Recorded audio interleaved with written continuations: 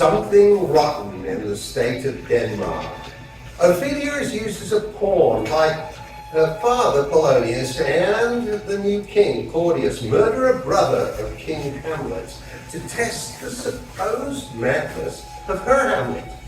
Notice Ophelia glancing behind her during the scene, and please imagine Polonius and the king behind that wicker screen, observing the interaction between Hamlet and Ophelia.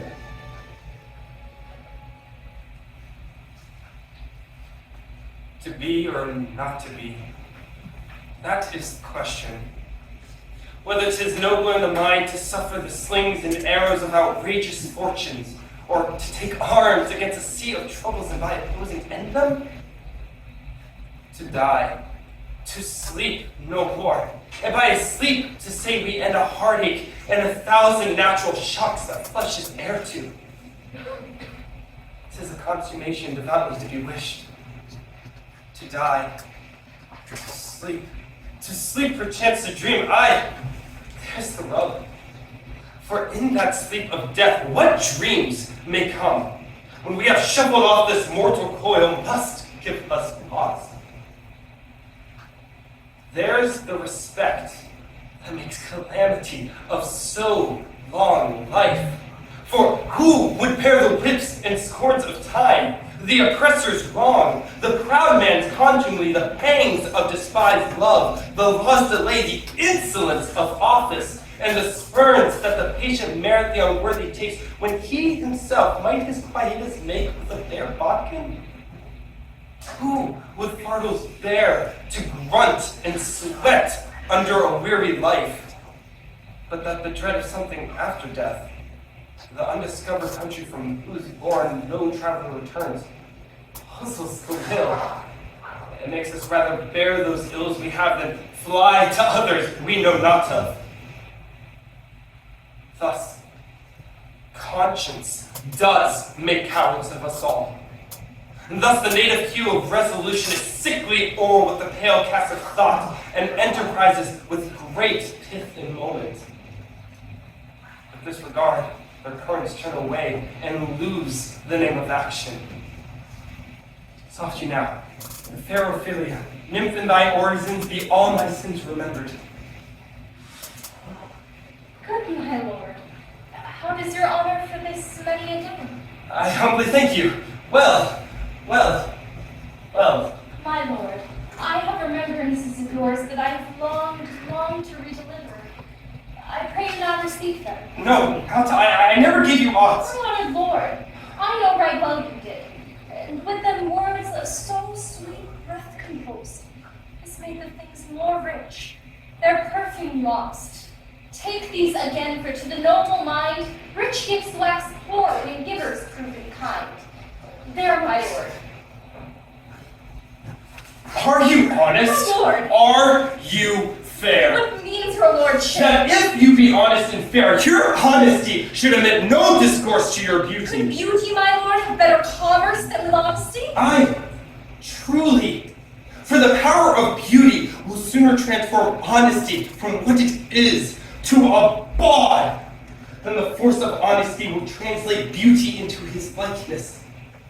This was sometime a paradox, but the time gives it proof. I did love you once. Indeed, my lord, you made me believe so.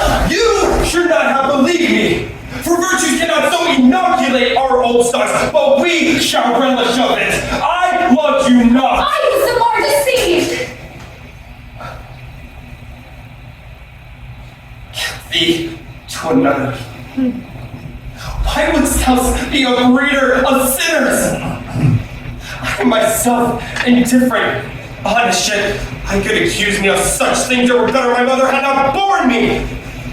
I am very proud, revengeful, ambitious, with more offenses at my beck than thoughts to put them in, imagination to give them time to act in. What should such fellows as I do, crawling between earth and heaven? We are errant knaves. All, believe none of us. Go thy ways to another. Where's your father? my lord. Let the doors be shut upon him, that he may play the fool and nowhere but in his own house.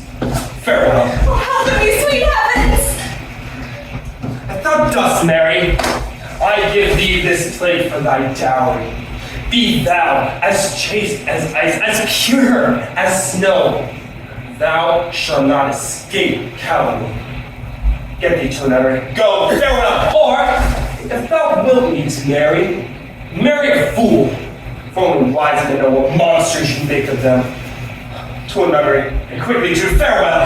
Heavenly powers, restore him! I have heard of your plans too well enough. God has given you one face and you go and make yourselves another. You jig, you amble, you lisp, you nickname God's creatures and make your wantonness your ignorance. Go to, unwarned, and it has made me mad!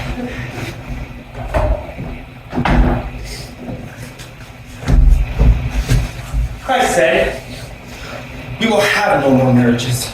Those that were married already, all but one, shall live. The rest shall keep as they are. Till another. Go.